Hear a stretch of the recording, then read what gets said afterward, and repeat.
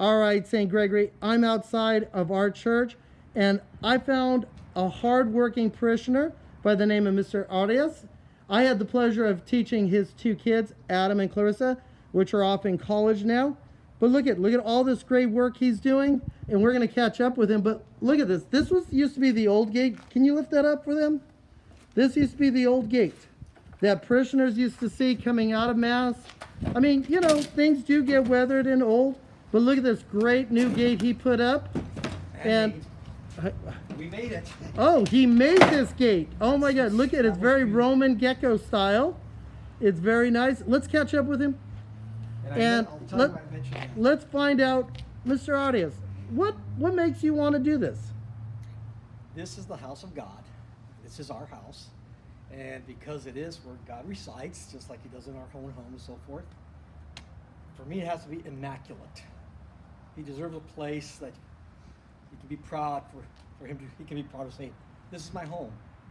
And so when I saw that gate and I saw other things around the church that needed repairing, I knew the church is short on money right now. And so I said, well, I got some 3 T's that Father Jeffrey talked about this morning: time, talent, and treasure. So I said, okay, I've got some of that, or I can get it, donate it at least. And so got the materials, Googled everything, and came up with this door and made it. And I mentioned this because I'm not a carpenter. I don't have tools even. I have a couple of tools only. But I'm totally convinced after the projects I've made that God really works through us, because I had no idea that the door was going to come out this nicely. And it did. It's strong. It's termite resistant. It'll be here for at least 50 years. But again, it's God who kind of just walks me through everything, shows me where to go do the research, ask questions, etc., and then put it to practice. And it's almost like the Old Testament with Noah on the ark, and the tabernacle with all the dimensions. I think, yeah, there's a lot of math, a lot of geometry, and some physics involved. But it's his work, Yeah. really. I just kind of... I mean, what promoted you, or, you know, what got you started? I mean, you've done landscaping around the church. We see the statues. I see you here every Friday cleaning up. I mean, what started this? You might remember, those of you who parked down there on the lower parking lot, it looked like a desert, and I just could not stand seeing that. And I said, we got to do something about it. So eventually my son Adam took it on as an Eagle Scout project.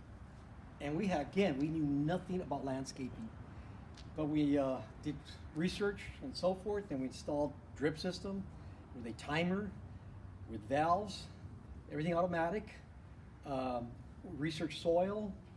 We painted those walls. Research what kind of plants would be most tolerant to the sun and so forth. Anyway, everything was research. We're not landscapers, okay, or gardeners, but it's God that kind of guides you through everything, you know. Opens those doors when you're knocking, and we got that done, and it looks 100% better in my opinion and the opinion of many others. Same thing with the statue of the Virgin Mary, and the guardian angel, and Jesus the Good Shepherd. And I kept you kids in mind when we put up these statues. That when you're driving up to school, you'll see Jesus, and some of you from last year, you put a little prayer, and it's in the prayer box there, for instance. You'll see your guardian angel. Remember to pray to your guardian angel every day. Then you'll see Mary on your left as you're driving up. Make sure you remember Mary in your prayers. And so it's all kept in mind with you and the students, children of God. And that makes me feel very good that I'm bringing, hopefully, some souls closer to Him, which is, I'm sure, what He wants us all to do. Good. And anything that can bring people closer to Him, I'm all for it. Well, there you go. 7th and 8th grade. I promised to show you saints, and here is one. Remember we talked about communion of saints? Here is one, Mr. Arias. We applaud you and we thank you. And I just want to zoom in on this door because the wind shut. I just want to show them the construction. Look at this. He says he is not a carpenter. Look at that detail. Give him a round of applause. Thank you, Mr. Arias, for your time. Thank you.